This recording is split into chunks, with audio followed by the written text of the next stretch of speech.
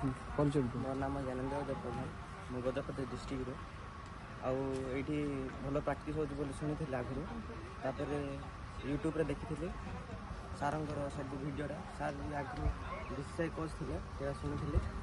ତାପରେ ଯେଉଁ ଘରେ କହିଲେ ହଉ ରାଜି ହେଲେ। ତାପରେ ଲଣ୍ଡନରୁ ବି ଜଣେ ପିଲା ଆସିଥିଲେ ଏଇଠିକୁ ପ୍ରାକ୍ଟିସ୍ କରିବାକୁ।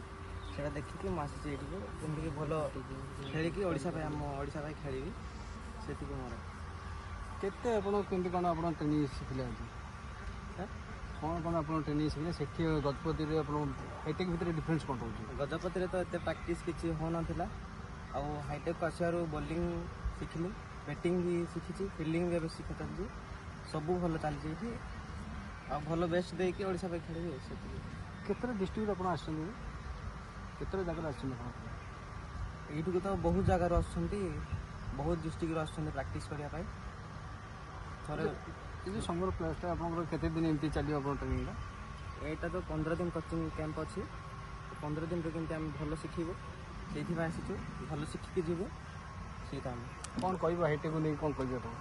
ହାଇଟେକ୍ କ୍ଲବ୍ କରିକି ବହୁତ ଭଲ କରିଛି। ଭଲ କୋଚ୍ ବି ଅଛନ୍ତି ଏଇଠି, ଭଲ ଶିଖାଉଛନ୍ତି ବି। ଠିକ୍ ଅଛି।